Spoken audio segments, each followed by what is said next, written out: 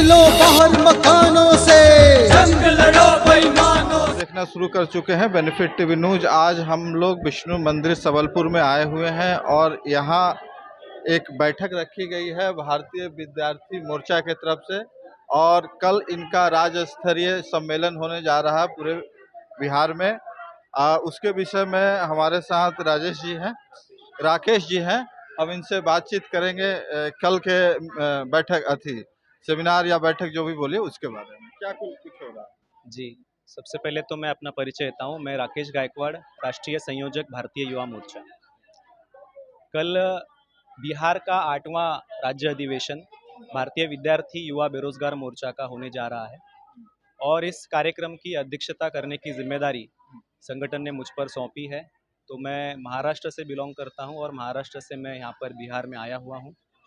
और इस राज्य अधिवेशन को लगाने के पीछे का जो मकसद है, इसमें बिहार के अंदर जो पेपर लीक्स चल रहे हैं, आप देख सकते हैं कि काफ़ी पैमाने पर सबसे ज़्यादा अगर गड़बड़ियाँ पेपर में कहीं हुई है, पेपर लीक्स हुए हैं तो बिहार के अंदर हुए हैं। और इसीलिए जो विद्यार्थियों के भविष्य के साथ में खिलवाड़ किया जा रहा है इस सरकार के द्वारा, ठोस कदम जो उठाए नहीं जा रहे हैं, इसके वजह से जो विद्यार्थियों का भविष्य है वो अंधकारमय होते जा रहा है।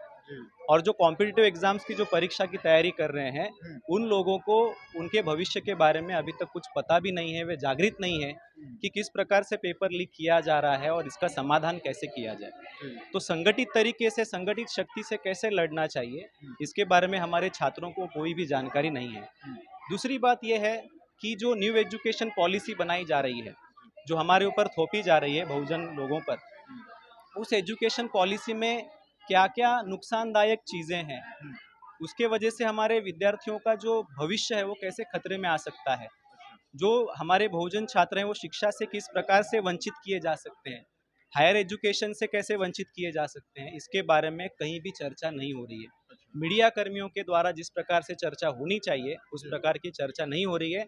और शासन प्रशासन के द्वारा केवल कॉलेजेस के जो प्रोफेसर्स हैं, टीचर्स हैं, उनकी मीटिंग लगाकर उनको अच्छी अच्छी बातें समझाई जा रही है, लेकिन इसके बैकग्राउंड में ये कितनी खतरनाक साबित हो सकती है, इसके बारे में कोई भी चर्चा करने को तैयार नहीं है। तो इसीलिए इसकी जानकारी, इसकी सही जानकारी, सटीक जानकारी हमारे विद्यार्थियों को और उनके माता पिताओं को मिले, इसके लिए ये राज्य अधिवेशन लगाया गया है। तो ऐसे 6 विषय हैं इस राज्य अधिवेशन के। बेरोजगारी को लेकर है, पेपर लीक को लेकर है, नई शिक्षा नीति को लेकर है और ओबीसी का जो जाति न्याय जनगणना का मुद्दा है। आप देख सकते हैं कि कांग्रेस की सरकार हो या बीजेपी की सरकार हो, कोई भी ओबीसी की जाति न्याय जनगणना करने को तैयार नहीं है। इसका ये मतलब होता है, ये साफ जाहिर होता है कि दोनों भी पार्टियां एक ही थाली के चट्टे बट्टे हैं। तो इसके वजह से ये जो षड्यंत्र है जो ओबीसी वर्ग के साथ में किया जा रहा है, उनको शिक्षा और नौकरियों से वंचित करने के लिए जो षड्यंत्र किया जा रहा है, ये ओबीसी वर्ग को समझ में आए और उनको जागृत किया जा सके, इसके लिए ये राज्य अधिवेशन में यह विषय लगाया गया है। तो ऐसे कई तमाम विषय लेकर कल हम लोग राज्य अधिवेशन करने जा रहे हैं और इसमें जो अलग अलग कॉम्पिटिटिव एग्जाम्स की तैयारी करने वाले छात्र हैं कोचिंग सेंटर से, उनको अभी हमने विजिट की है और काफ़ी बड़ी संख्या में इस राज्य अधिवेशन में विद्यार्थी शिरकत करने वाले हैं। धन्यवाद। सर, जिस तरह से आप देखेंगे कि बिहार ही नहीं पूरे देश में नीट का पेपर जिस तरह लीक हुआ, तो काफ़ी संख्या में लोग इसको मुखर भी हुए और फिर नीपा पोती भी हो गया। ऐसे में क्या कुछ कहना है? देखिए, जो नीट का जो मामला है ये 2024 में पहली बार हुआ ऐसा नहीं है। इस बार ये बहुत लोगों के सामने आया है, इसको न्यूज़ चैनलों ने बहुत बड़े पैमाने पर उठाया है, इसके लिए लोगों को नीट की जो गड़बड़ी है वो समझ में आ रही है। लेकिन दरअसल नीट की गड़बड़ी जो है ये 2014 से चल रही है और गड़बड़ी करके जो अमीर बाप दादा के जो बेटे हैं उनको मेडिकल सीट्स मुहैया करवाने के लिए पेपर लीक करवाए जाते हैं और इस पेपर लीक रैकेट में बड़े बड़े मंत्री भी शामिल हैं। अगर आप एमपीएससी का जो अपना ये या व्यावसायिक परीक्षा मंडल अगर एमपी का देख लो, तो इसमें जो सबसे बड़ा घोटाला जो 2002 में सामने आया, इसमें ये बात पता चली कि एजुकेशन मिनिस्टर तक उसके हाथ इसमें है। तो इसका ये मतलब होता है कि नीट की जो एग्ज़ाम्स है, इसमें जो गड़बड़ियाँ चल रही है वो सरकार साथ में लेकर वो कर रही है, जो गिरोह काम कर रहा है वो सरकार के साथ मिला हुआ है, ऐसा भी कहा जा सकता है, क्योंकि इन गिरोहों के ऊपर अब तक कोई भी ठोस कार्रवाई नहीं हो पाई है। दूसरा ये कि सुप्रीम कोर्ट में हलफनामा दाखिल हुआ, बहुत सारे विद्यार्थियों ने, उनके माता पिताओं ने सुप्रीम कोर्ट में जाके केस दर्ज किया इसके खिलाफ में और रीनीट की मांग की।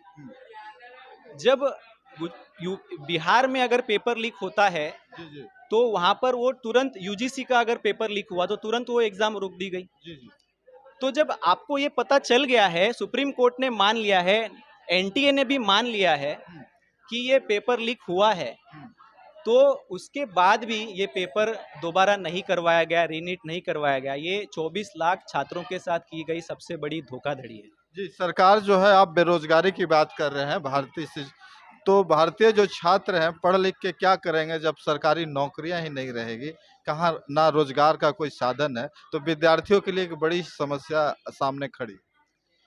विद्यार्थियों के सामने समस्या खड़ी हो रही है, इसका सबसे बड़ा कारण ये भी है कि वो जिन प्रतिनिधियों को चुनकर भेज रहे हैं, जिनको वो अपना समझ रहे हैं, एमएलए एमपीज जो लोग हैं जिनको वो अपना मान रहे हैं, दरअसल वो उनके समस्याओं के प्रति वहाँ पर कोई भी आवाज़ नहीं उठाते। जो विद्यार्थी ये सोच रहा है कि हमारा जो मेंबर ऑफ पार्लियामेंट है वहाँ जाकर हमारी बेरोजगारी के ऊपर आवाज़ उठाएगा, लेकिन दरअसल ऐसा होते हुए नहीं दिखता। तो जिस केंद्र सरकार में जो हमारे मेंबर ऑफ पार्लियामेंट जाकर चुनकर वहाँ पर बैठ रहे हैं, वो हमारे ही समाज से जाते हैं, हमारे बिहार से चुनकर जा रहे हैं, लेकिन बिहार की समस्या पर कोई भी बात रखने का काम नहीं करता। दूसरी बात ये कि नीतीश कुमार की जो सरकार है पिछले कई दशकों से आप देख रहे हैं, 2 दशकों से यहाँ पर टिकी हुई है, लेकिन 2 दशकों में जिस प्रकार से विद्यार्थियों के लिए, युवाओं के लिए जो रोजगार उन्होंने पैदा करना चाहिए था, वो अभी तक नहीं किया। और सबसे ज़्यादा माइग्रेशन अगर देखा जाए तो बिहार में है। बिहार से जो लोग हैं नौकरियों के लिए माइग्रेट करते हैं अन्य राज्यों में, मतलब कश्मीर से लेके कन्याकुमारी तक अगर सभी राज्यों में अगर देखा जाए तो सबसे ज़्यादा माइग्रेटिव जो लोग हैं वो बिहार के लोग हैं। यही नहीं, वो भारत के बाहर भी जाकर नौकरियां खोजने का काम कर रहे हैं। अभी मैंने पढ़ा कि जो बिहार में लेबर फोर्स पार्टिसिपेशन रेट है वो केवल 34% है, यानी 100 लोग जो नौकरी करने लायक है उसमें से केवल 34 लोग हैं जो नौकरी खोजने के लिए घरों से बाहर निकलते हैं। इसका ये मतलब है कि जो 66 जो परसेंट लोग हैं उनको नौकरियां ही अवेलेबल नहीं है। तो जिस स्ट्रीम से वो लोग पढ़कर जा रहे हैं, उस स्ट्रीम के लिए समाज के अंदर कोई भी नौकरियां उपलब्ध नहीं है। तो इसके लिए विद्यार्थियों ने जागरूक होने की आवश्यकता है, संगठित होने की आवश्यकता है। और ये जो सरकार, जो कांग्रेस की हो या बीजेपी की हो, जो उनको बेरोजगार बना रही है, जो आत्महत्या करने पर विवश कर रही है, जो प्रतिदिन 38 सुशिक्षित बेरोजगार आत्महत्या कर रहे हैं, अगर इसको रोकना है तो विद्यार्थियों ने संगठित शक्ति का निर्माण राष्ट्रीय स्तर पर करना होगा, क्योंकि ये समस्या केवल बिहार की नहीं है, ये समस्या पूरे देश भर की है। तो इसीलिए बेरोजगारों का, विद्यार्थियों का राष्ट्रव्यापी संगठन निर्माण किया जाए और एक बड़ी शक्ति का निर्माण किया जाए ताकि इस व्यवस्था को खत्म किया जा सके। नई शिक्षा नीति में क्या कमियां आपको नजर आ रही है, हमारे दर्शकों को बताएं। नई शिक्षा नीति में जो माध्यमिक शिक्षा में स्किल एजुकेशन लाया गया है, इस स्किल एजुकेशन के माध्यम से वो लोग हमारे छात्रों को जातिगत और परंपरागत व्यवसाय ही पढ़ाना चाहते हैं। जैसे स्किल एजुकेशन के नाम पर वो माली काम करवाना चाहते हैं, नाई काम करवाना चाहते हैं, गढ़ई काम करवाना चाहते हैं, तेली काम करवाना चाहते हैं, कुर्मी काम करवाना चाहते हैं। तो इस प्रकार से जो हमारे पूर्वज जिस प्रकार से जो जातिगत और परंपरागत व्यवसाय करते आए हुए हैं, वो विद्यार्थी उसी व्यवसाय में सीमित रहे, इस प्रकार की एजुकेशन पॉलिसी बनाई गई है। और दूसरी बात यह है कि जो हायर एजुकेशन में हमारे बच्चे अगर कोई जाएं तो हायर एजुकेशन में वो ना जा सके, इसका भी प्रावधान इस एजुकेशन पॉलिसी में पहले ही करके रखा है। यानी जो यूजीसी है, जो ग्रांट देता है यूनिवर्सिटी को, उस यूजीसी को हटाने की बात इस एजुकेशन पॉलिसी में की है। अगर यूजीसी को हटाया जाए तो ग्रांट मिलना बंद हो जाएगा, और जब ग्रांट मिलना बंद हो जाएगा तो हायर टेक्निकल और प्रोफेशनल एजुकेशन जो हमारे छात्र ले रहे थे वो एजुकेशन खत्म हो जाएगा। और सभी यूनिवर्सिटी को ऑटोनॉमस यूनिवर्सिटी करने का दर्जा 2030 तक हासिल करने का उसमें लिखा हुआ है कि आपको any how in any condition आपको 2030 तक ऑटोनॉमस यूनिवर्सिटी का दर्जा हासिल करना होगा। ऑटोनॉमस का ये मतलब होता है कि सरकार से कोई भी अनुदान नहीं लेना है, अपने बलबूते पर यूनिवर्सिटी चलानी है। अब जब अपने बलबूते पर चलानी होगी तो वो जो यूनिवर्सिटी का खर्चा है वो कहाँ से भरेगा, कहाँ से उठाएगा? विद्यार्थियों के जेब से उठाएगा, उनके माँ बाप के जेब से उठाएगा। तो जो छात्र 10,000 में ग्रेजुएशन कर पा रहा था, 5,000 में कर रहा था, उसको उसी ग्रेजुएशन के लिए 50,000 1 लाख रुपए देने पड़ सकते हैं। लास्ट सवाल सर, क्या कल के मीटिंग के बारे में क्या संदेश देना चाहेंगे सभी छात्रों को? छात्रों को यही संदेश देना चाहेंगे कि जो लोग अभी अपने रोजगार को बचाने की लड़ाई लड़ रहे हैं, जो छात्र नौजवान जो रेल की पटरी पर उतर के आंदोलन कर रहे हैं, जो रोजगार को बचाने के लिए आंदोलन कर रहे हैं, अगर वो लोग अपने हक अधिकारों को बचाने के लिए, अगर अपने हक अधिकारों को बचाने के लड़ाई में अगर वो शामिल हो जाते हैं, तो ही वो हक अधिकार उनके बचे रहेंगे। हक अधिकार रहेंगे तो नौकरी रहेगी, तो शिक्षा रहेगी। और ये जो हक अधिकार समाप्त किए जा रहे हैं इस व्यवस्था के द्वारा, इस व्यवस्था को ही समाप्त करने के लिए अगर वो लड़ते हैं, अगर अपना तन मन धन लगाते हैं, अगर आने वाले समय में केवल 5 साल का समय अगर वो लगाते हैं, तो इस देश में वो पॉलिसी मेकर बन सकते हैं और खुद देश चलाने लायक बन सकते हैं। जैसे बांग्लादेश में हुआ, श्रीलंका में हुआ, वैसा भारत में भी हो सकता है। वहाँ का यूथ आज देश चलाने लायक बन गया है। उनके युवाओं ने विद्रोह किया, स्टूडेंट लोगों ने विद्रोह किया, तो प्रधानमंत्री को इस्तीफा देकर भागना पड़ा। तो ये स्थिति भारत में भी लाई जा सकती है। अगर हमारा विद्यार्थी युवा अगर जागृत हो जाए, संगठित हो जाए, तो ये भी किया जा सकता है।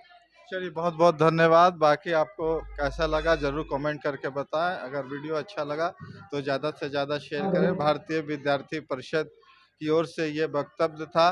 बाकी कल की मीटिंग में क्या होगी तो आने वाला वक्त ही बताएगा। निकलो बाहर मकानों से, जंग लड़ो बेईमानों से।